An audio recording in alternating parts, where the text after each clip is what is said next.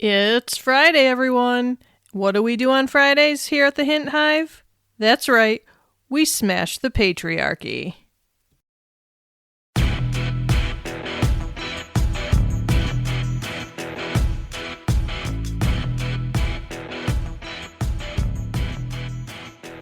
Hello, everyone. Welcome to today's episode of the Hint Hive, Amplifying Women's Voices. I'm your fierce and feisty host, Kelly Hint, Queen Bee of this hive, and today I will be addressing a question I'm asked repeatedly by men. Why am I a feminist? So strap yourselves in, honeybees, because who knows which direction this conversation will take us.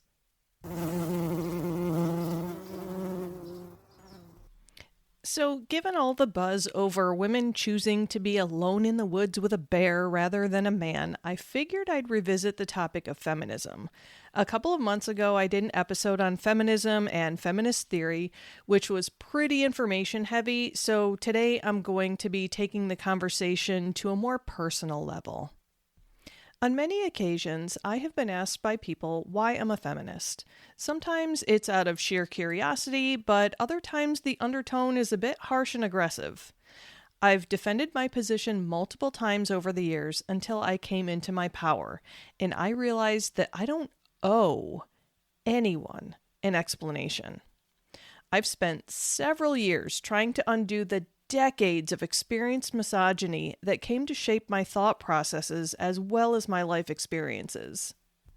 But since being a feminist is an important piece of my identity, and I've been asked by several listeners about how I came to be who I am, I decided to share my journey in hopes that it will inspire, educate, validate, or even empower my listeners.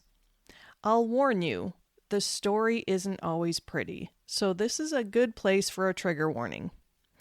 If you are sensitive to hearing about uncomfortable topics such as sexual or physical assault, this may be an episode you'll either want to skip or listen to with a healthy support person. I will be referencing experiences that may make you uncomfortable, but they are part of my story, and I have no shame in sharing. I have stopped hiding the real me, and I'm not going to return to hiding just because my experiences may be difficult to hear about. So, for those of you who don't want to hear this, you can simply choose not to listen. I really struggled with how to structure this episode because it can very easily turn into a chaotic mess, but I'm just going to dive right in and start. I wasn't always a feminist. Yes, I've always been outspoken and sometimes mouthy, but I towed the line and accepted that I was inferior to men. My innocence was stolen from me at a very young age, and it really helped to create this awful monster that I am today. This monster who believes that people deserve equality. This monster who is sick of being interrupted by men or whose ideas are minimized just because I'm a woman. This monster who believes that women shouldn't live in fear of being violated from multiple fronts. This monster who is disgusted that women can't walk freely at night or wear a tank top because it's too tempting for a man and she deserves whatever happens to her. So yeah, I'm a monster, and here's why. Buckle up, because it's going to get ugly. And here's one last trigger warning. Exit now if you don't want to hear it, because I'm going. So, as a small child, I was sexually assaulted by an adult male on more than one occasion. I was taught, as many of us were back in the 70s and 80s, that I was to respect my elders. There were no caveats to that, no exceptions, just respect your elders. And I'm not placing blame on anyone, it was just a sign of the times. So naturally, I didn't say a word about what was happening to me. And then within a few years, a young male that was several years older than me, but still a minor himself, forced me to kiss his penis while he squeezed my breasts until he hurt me. And then I'm skipping over some stuff here because I can't make it even the least bit palatable. When I was 15 years old, I was being walked home by a friend of my boyfriend. I wasn't allowed to walk home alone at this point in time where I happened to be because it was a busy tourist season and the crime rate increased significantly during the summer months. And so the rule was that I was not allowed to walk anywhere alone. And so my boyfriend couldn't walk me home, and so he had his friend do it. And we were walking through a park. We were in a section of this park that nobody else was around. And the friend said to me, "I'm tired. We need to sit down for a minute." So, okay, cool. We sat down. We were just talking. And then all of a sudden, he shoved me down onto the grass by my shoulders. He got on top of me and he started to try and remove some of my clothes in an attempt to rape me. Thankfully, he made the miscalculation of shoving his tongue into my mouth, and I bit it until I tasted blood and he screamed, and I swiftly brought my knee up and jammed it into his balls as hard as I could, and he screamed and obviously fell off of me, and I got up and ran. And then when I tried to tell my boyfriend about what happened, apparently there's some bro code between those two, and I was told that I needed to not make a big deal out of this because it would make my boyfriend uncomfortable because they were neighbors. So yeah, that happened. Now, I personally need a brief break from the sexual assault stuff for a second, so I'm going to sprinkle in all of the other fun messaging that I was listening to up to this point in my life. So the messages that I was hearing were women are too emotional to be president. So I naturally adopted that because the significant males in my life, some of them, that was a message that was being said to me. I was taught by society during this time that women were the property of men, that, and in religion also, in my own personal religious experiences, the messaging was that women are to be submissive to men. Men are controlling the household and controlling the women.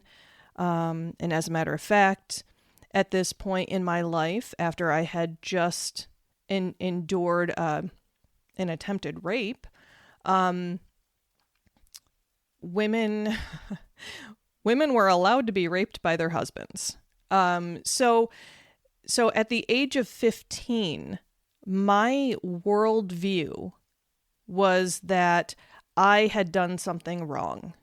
I should never have walked through that park with this friend of mine because he was a boy. It was my fault that this happened. And because women are too emotional, I couldn't get emotional about it. I needed to try and prove people wrong. So I handled it myself. I handled it alone. I didn't tell anyone about what happened to me. And obviously the story is a little bit more in depth, but the details are not necessary and will not be discussed further. So here I am, age 15, with multiple inappropriate things having had happened to me already. And mind you, I mean, obviously age 15, any dating experiences were mild. They weren't the real world dating that happens when you're an adult. However, all of my boyfriends that I'd had, they had cheated on me because I wouldn't have sex with them. And, or like, even if it wasn't sex, I didn't want to be touched in certain ways. And so that often led to being cheated on. So then here I am, age 15, thinking I'm in a big girl relationship with my 20-year-old boyfriend. This is the 20-year-old boyfriend whose friend tried to rape me, and this is so embarrassing. But I made the decision to have sex with him. It was further on down the line after this incident had happened with his friend. I had accepted the fact that it was my fault that this happened because I shouldn't have been walking with him in the park. I shouldn't have sat down next to him. Maybe the tone of my voice had suggested something. I can tell you right now that I did not deserve anything that happened to me. None of it was my fault. But these are the things that were going through my head at age 15. With all the messaging that I had received from society, from family, from friends. So when at age 15, my 20-year-old boyfriend wanted to have sex, I had told him no on several occasions. And then we had been messing around and I told him no. And we ended up having sex anyway. And I'm not going to go into any further details other than it was entirely inappropriate. There never should have been me as a 15-year-old girl having a boyfriend at age 20, let alone, a boyfriend who was 20 years old, let alone having sex with him. So that's all I will say on that. And then thankfully, shortly after that, we moved 6 hours away. So I didn't have to deal with any of that anymore. I just instead had a whole host of new problems. And oh my gosh, I need to take a real human moment and tell you that I have sweat pouring off of me right now. I'm not trying to be disgusting. I'm just, this is really apparently amping me up. I haven't talked about this in a very long time. So, but again, this is all stuff that I have worked through, and so it's not traumatizing to me, which is why I'm able to discuss it in a very mostly matter-of-fact manner. Okay, so fast forward. I am late 15, almost 16. I moved from an area that was like more city life to an area that was very remote, very rural. And like we were the family that would pull over when we saw a deer on the side of the road. We'd be like, "Oh, look, a deer." And, all the local people, if my friends were with me, they're like, "What is wrong with you?" Like there's deer all over, but it's just not something that we saw all the time. So I had a bit of a culture shock. I had a difficult time making friends. Initially, the only people who talked to me were nicknamed the tree people. They were the people who stood across the street from the high school and smoked cigarettes. So I bonded with them. So naturally, I started smoking cigarettes too, because I was cool like that. And so I maybe didn't make the wisest decisions. So I'm in 10th grade at this point. I am trying to fit into this new school. I'm being bullied by the seniors, the senior girls. They used to shove me into lockers. They called me a whore. They made up rumors that I would give blowjobs to boys under the bleachers after basketball games and soccer games and all this other stuff. I had never done that up in, at that point in my life, but these are all the nasty things that are being said of me. And if a boy liked me, then I got bullied by girls. So, I just had some very, very, very negative high school experiences. I had to deal with multiple ass slaps and boob grabs in hallways at school, at parties, hanging out with friends. So again, more sexual assault.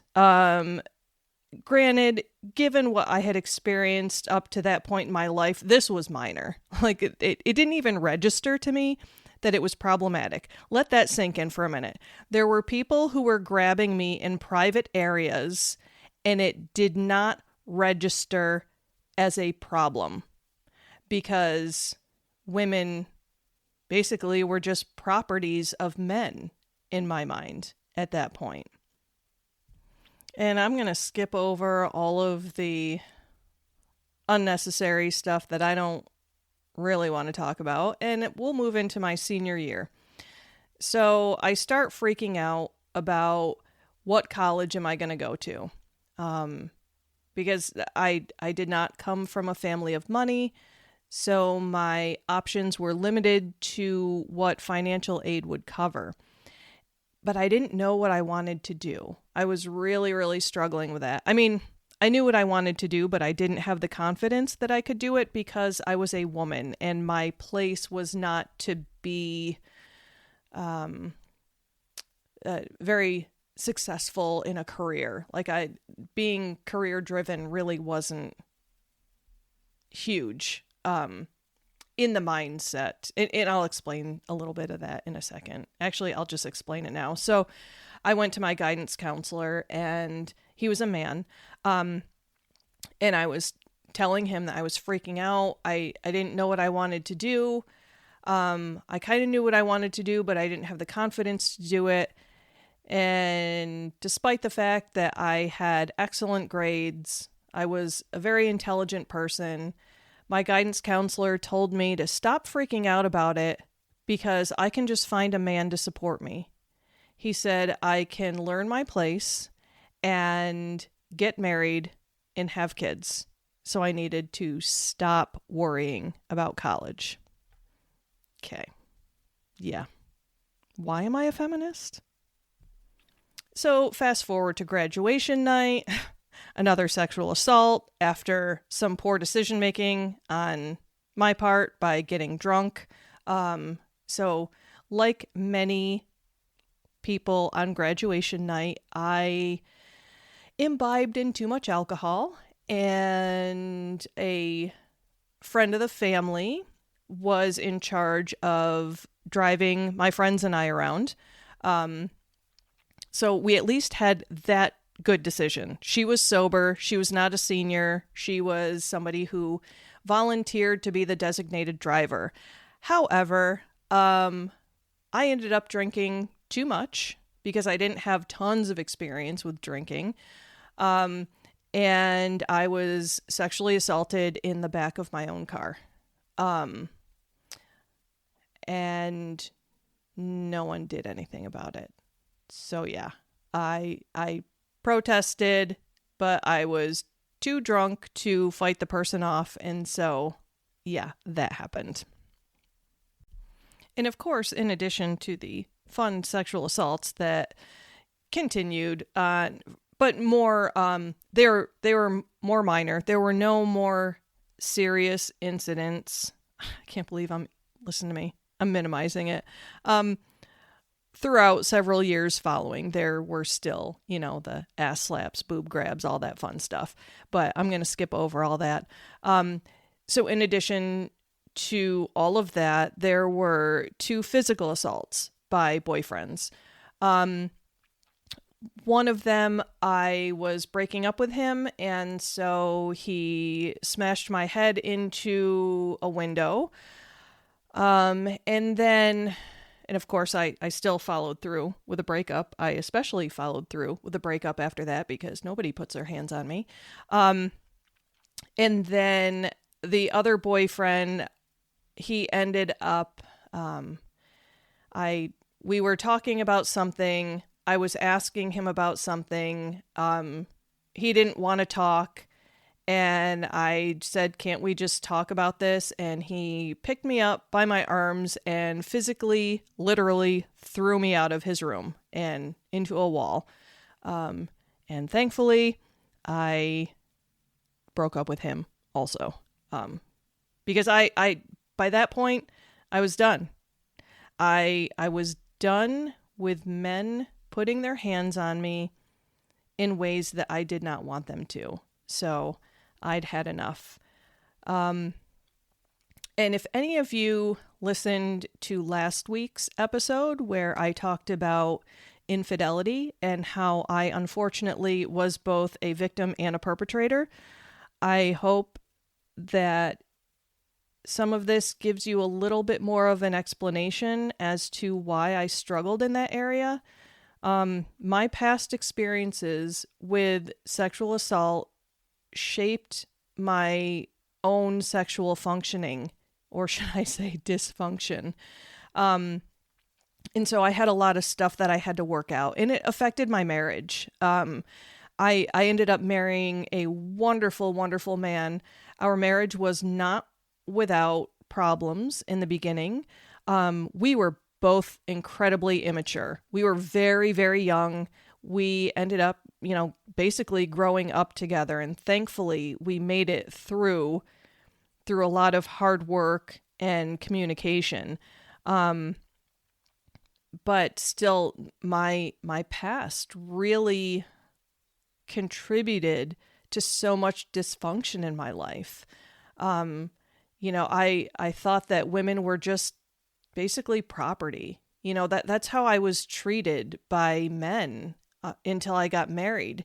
And so, I didn't always make the best decisions. I exchanged my dignity for, I thought that if I had sex with a boy, he would love me. And so that was the unhealthy message that kind of set the tone for my own functioning moving forward. So now here I am, an adult. I'm a big girl now. I'm married. I've got 2 kids. My second pregnancy was an absolute nightmare. And my doctor told me after my daughter was born that I needed to not have any more children.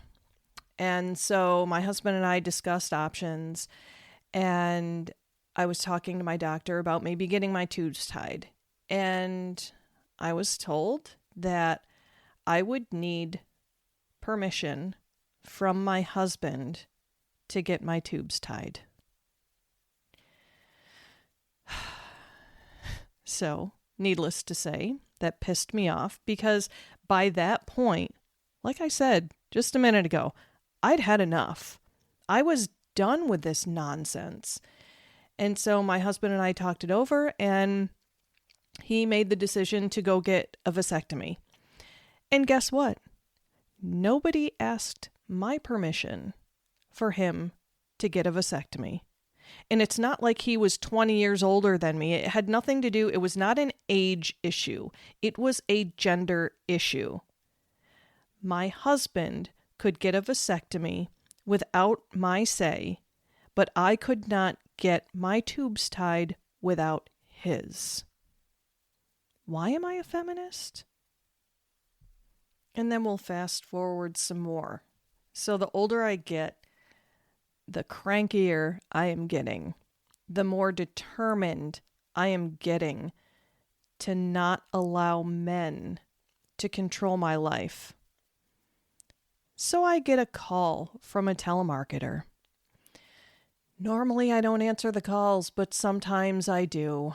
This was one, it was when they had just started, like it would come up where it would show the area of where the call was originating from. And so like if it's your hometown, you're thinking, oh, maybe this is like a local store or something. So I answered the phone. Well, this gentleman, he had an accent that I struggled to understand him. But he wanted to, he was trying to tell me that my antivirus software was expired and I needed to buy some new stuff. And I told him, I said, I don't have that software, because at the time I had an Apple computer and I didn't need Norton antivirus or whatever it was he was trying to sell me. And he ended up getting irate with me. And he told me that I don't know crap about crap, and that I needed this product. And I said to him, you don't get to tell me what I need. And he lost his mind. So I'm going to guess maybe we had a bit of a cultural clash there, because I don't think it went over well that a woman was pushing against him. And so he told me that he knows where I live and he was going to come to my home. He was going to beat me. He was going to rape me. He was going to kill me. And then he was going to kill my family. I wonder how many guys have had that experience from a telemarketer. Please share your story with me if you have ever had that experience, men, because I would be very interested to hear all about it, because I'm feeling a little bit alone in this. I'm feeling like it's a woman thing. So please correct me if I'm wrong. But to my knowledge, no male that I have ever talked to has had that experience with a telemarketer. Why am I a feminist? I don't get it. I don't understand. I must be just being too emotional. It's got to be me. It's got to be me. Another fun story was a trip to the grocery store by myself. I was wearing a shirt and it had a couple of different sayings on it, and one of them was women's rights are human rights.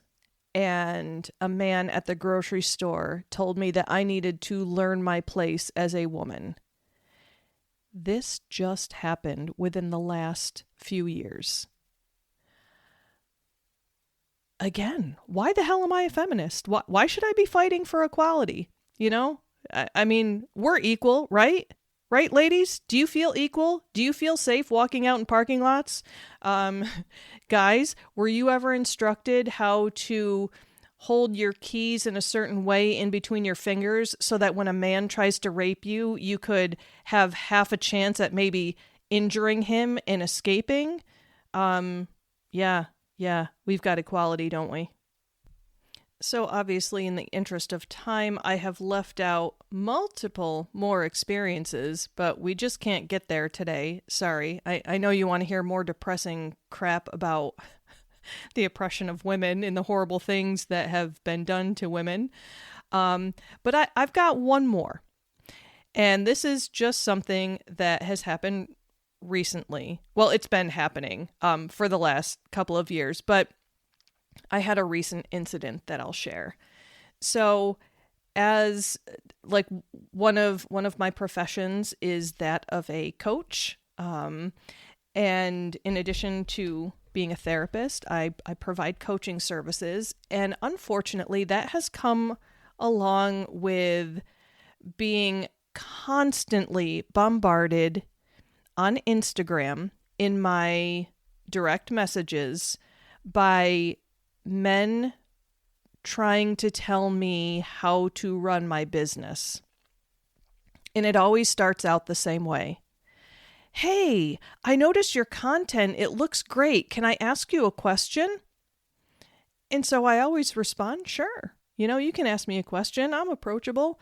And then it starts with the mansplaining of how to be a coach, and I don't have all these followers and they have this amazing $10,000 program that they can sell me to be more successful and blah, blah, blah, blah, blah. Now, I get these messages like, let me count. I am going to count because I want to be accurate. So in the last week, in 1 week, I've had 1, 2, 3, 4, 5, 6, 7, 18 direct messages by men who want to sell me their services. Okay. So this past weekend, I had enough. I was done being polite because normally I just simply say, thank you, but I'm not interested in your service. But I fell a bit from my politically correct ways. So this gentleman showed up in my message. He was the last one of the day, and it was the straw that broke the camel's back. And he was incredibly rude to me and telling me that I didn't know what I was doing. And so this was my response. Let me give you a piece of advice. Know your audience before speaking. Do you really think that I, as a feminist, you'd know this if you'd done your research properly, appreciate your unsolicited advice and mansplaining?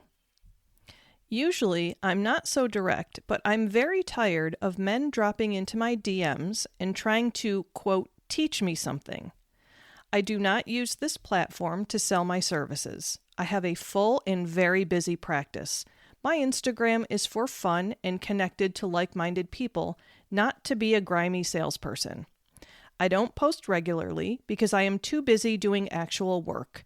Now, please see your way out of my DMs if you're not interested in learning about women or bettering yourself. I'm too busy to reject yet another man's attempt to sell me their service. I'm an adult. If I need help, I ask. I did not ask for your help. And that's all I said. And then the name calling began.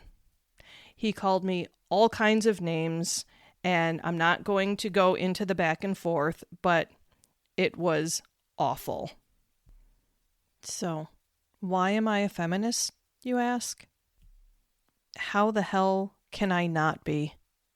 After hearing all of that, I think it makes it a little bit more understandable why I'm so passionate about equality.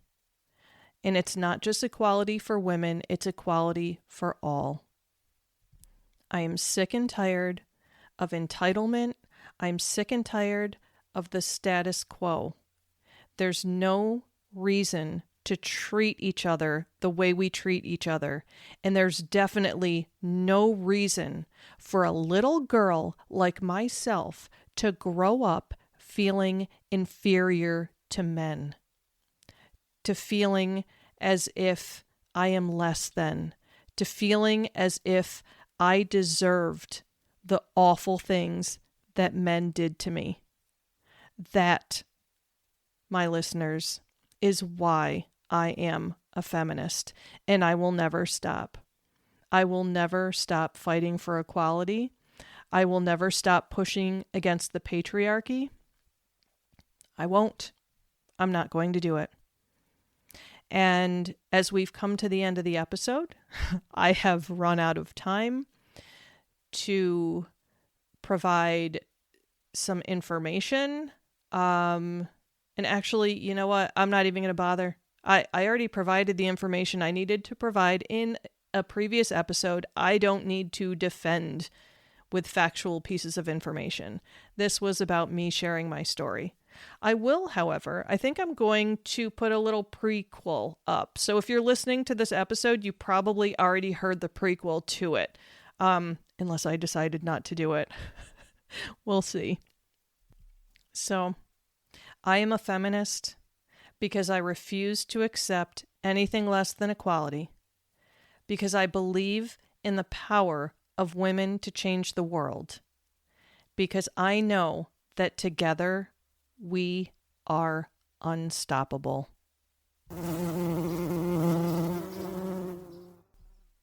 That's all the time we have for today, my fierce and fabulous feminists. Thank you, as always, for tuning in to the Hint Hive, Amplifying Women's Voices. I hope that you were able to take something away from this episode today, whether you could fully relate or not. Remember, ladies, stay bold, stay brilliant, and never, ever apologize for taking up space. Until next time, keep buzzing.